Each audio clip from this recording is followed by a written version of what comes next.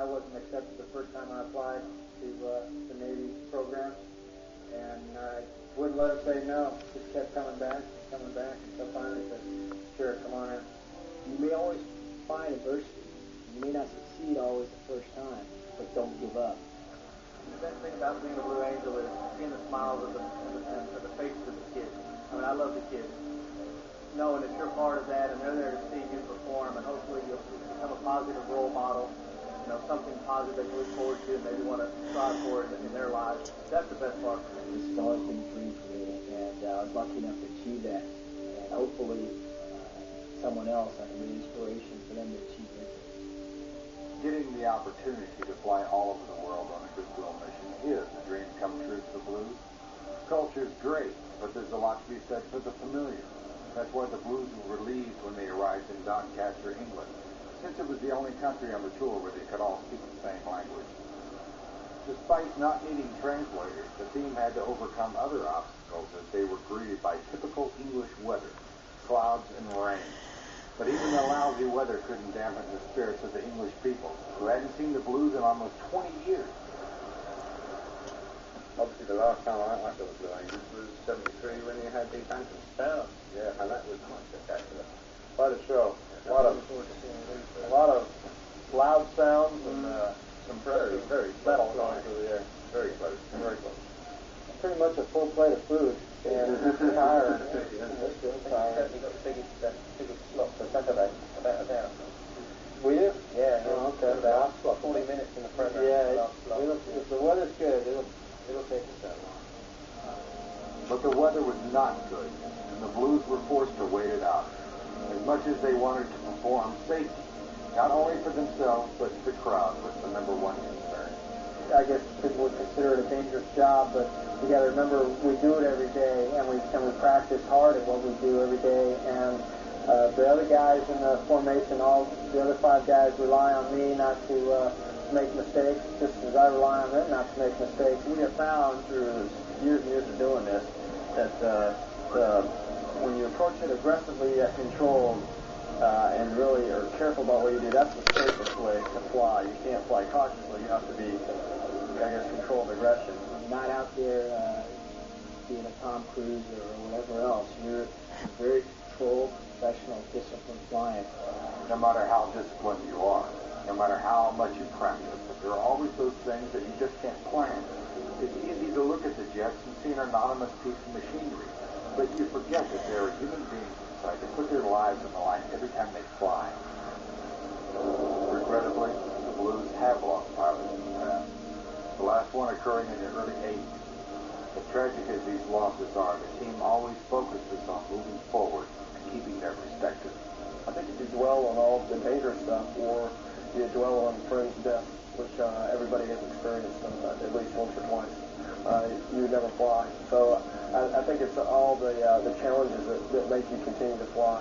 I don't think fear is really a part of the business or even in the vocabulary. I think professionalism and very deep respect for what's going on out there, because you can hurt yourself or get someone else hurt if you don't go by the procedures and go by the rules that are laid down. You're very close to the fine line of being a hero or a bum in this game.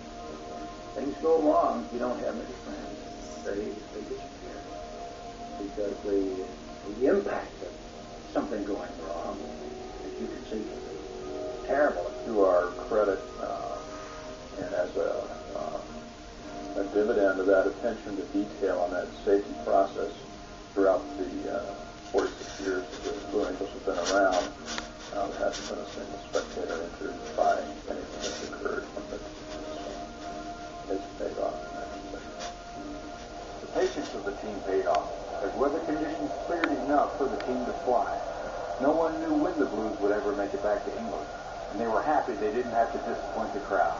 We will wait as long as they'll let us wait, actually, to get a show out, because that's what we came to do. The weather was greatly improved in Spain, where the team greeted the people of Seville by flying over the World Expo. Like the Blue Angels tour of Europe, the Expo brought together various countries to share cultures and strengthen world relations. At the Expos Pavilion, the Blues were introduced to the crowd, where it seemed they signed more autographs in one sitting than they had in all the countries combined. In less than 1 month, the team had visited 7 countries, and Russia was still to come. As much as they enjoyed traveling and meeting the people, the team started to miss their families back home in the States. Through the year, the team is on the road about 300 days. So it doesn't leave much more than 60-something after that you get a chance to stay in Pensacola and be with your family. You have your families with you or were you a donor? No, I was the only lucky one that had my wife had the time to come to a show. I think out of the 9 years that we've been together, I think I've made it for 2 or 3 of my anniversaries. Yeah, I've been on the road somewhere, either in the fleet or somewhere. Yeah. Some of the wives do come to some of the shows that it's all out of pocket, whatever you can afford. And just like this trip, everybody thinks, well, you're going to London or you're going to San Francisco or someplace like that, but they don't realize that you're working while you're there. The hardest thing for me is being separated from the wife and kids. We're used to that being C-130s and Frank Horner, everything anyway. We're used to being away a lot, but this is probably even more so than I thought before I came down to the team.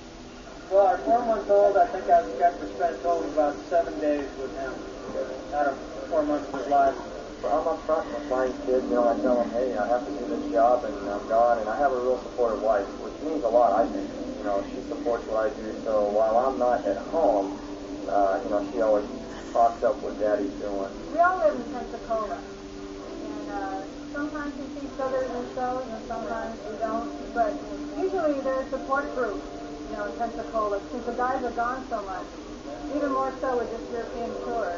That's about how you survive doing it. It's a lot of phone calls, and when you are home, fortunately with the little bit of time that we do get off, that trying to spend as much quality time as you can with the kids and the wives. It's funny because my oldest one is just now coming to realize that I'm going away a lot and what I'm doing. The other 2 don't realize it as much. To help him kind of cope with it, we've got a big map, and my wife kind of pinpoints, where Dad is this weekend or what he's doing, and it kind of helps him relate.